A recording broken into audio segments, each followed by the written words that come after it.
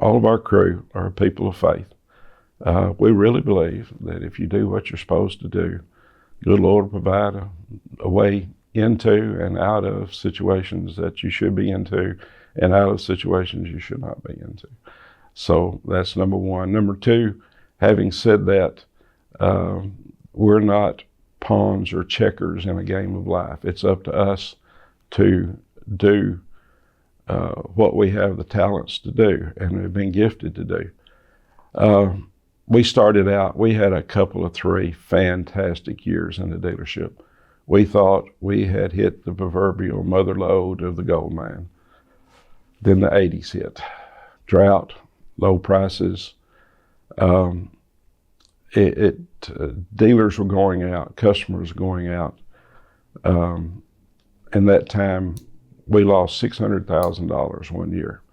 Now you can take that mid-1980s figure in today. I don't even want to think about it. But some days it took 2 hands to turn the key in the door, because one hand said, I'm not going to do it, I'm just going to go home. But we had employees to think about, and we had our customers to think about, and we couldn't just leave them. And we tried to figure out a way, said, what is the market? There's got to be a market out here. What can we do? We know that the new machinery sales are way down, and we can't depend on those. We were selling, in those days, we were selling 22 combines a year for 2 or 3 years, and we thought it would go on forever. When it dropped down to like 2 combines one year, what are we going to do? Same way with tractors.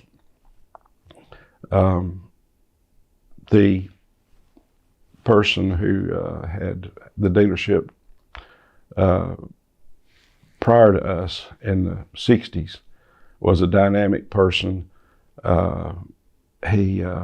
Everybody knew him. He had a legend built up. He won awards for selling our brand of tractors, and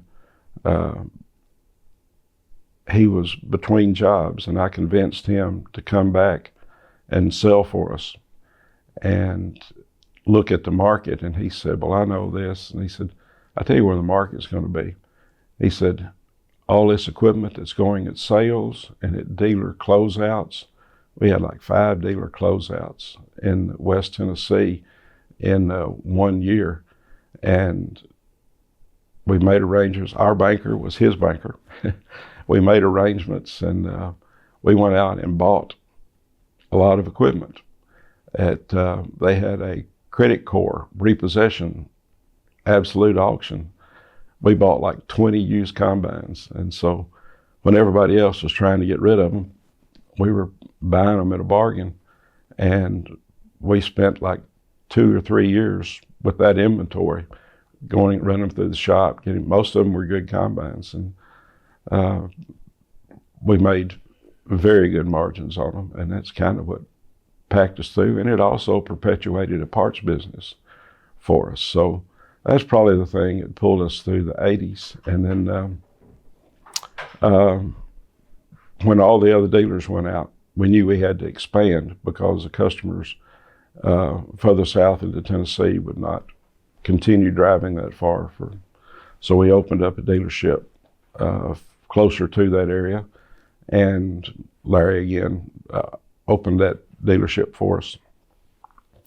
Then the company come out with a co-investment program as we went through, and we opened a store up in Hopkinsville, Kentucky, and then later on moved to Troy, Tennessee. And there was a dealer that was going to go out, and he sold spray coupe.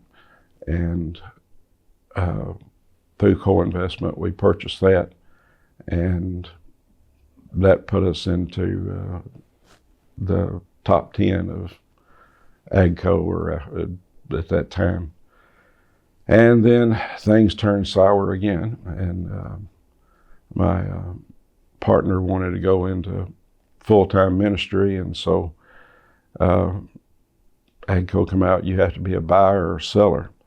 And with our financial situation, and I said, at my stage in life, I said, I think I'll be a seller. And so I don't think that's what they wanted, but anyway, we made arrangements to sell that, and I took over my partner's portion of it, and we made a smooth transition into what is now Alliance Application, and now then they're one of the top dealers in AGCO. So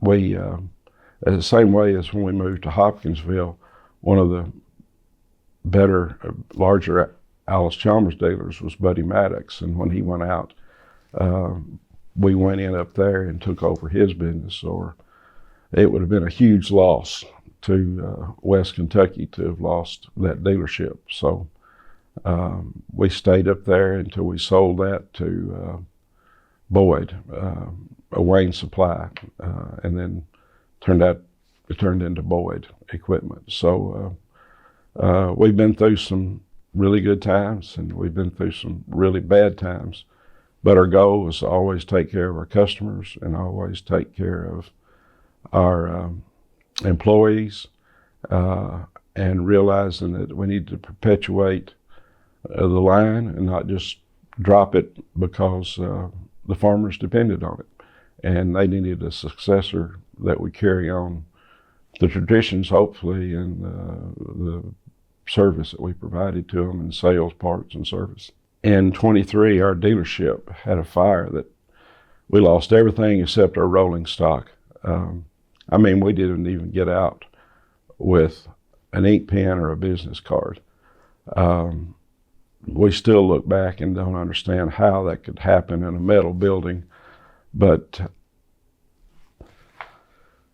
our salesman had just made a sale and had the cash underneath the ticket, and everybody had to get out because of the smoke. And when we got through, we found the charred dollars still underneath there, and there wasn't enough of the serial numbers on it to recapture so we even lost the cash sales of it. And but just thankful nobody was hurt. As you're standing out, and I was standing out alone watching the building go up with smoke, I said, well, we've got insurance. I'm 70 years old. Maybe this is a good time to quit. And then there was probably 50 or 75, maybe even 100 of our customers that had seen the smoke, and it was, it come up and the word spread fast, and all of our employees were standing around with their hands in their pocket. And I just said, I know what I got to do. We're going to build back. We're going to build back better. And we did. And our guys were super in the effort. And we're going to be able to go out in a modern, beautiful building that everybody's proud of. And thank goodness for good insurance. I used the expression before, our customers are not like pantyhose, one size fits all. We've got a lot of loyal professional farmers that depend on us, and we're loyal to them, and they're loyal to us. And we live in a part of the country where there is a lot of retirees coming in.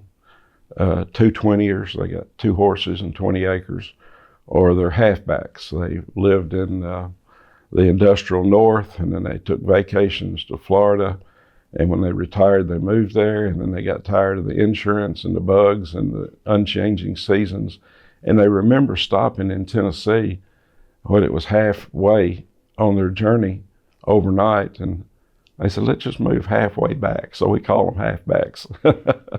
And we've got a lot of those people who are truly precious to us that have come in and they purchase small equipment, and they've got a little acreage, and that's a big part of our business now.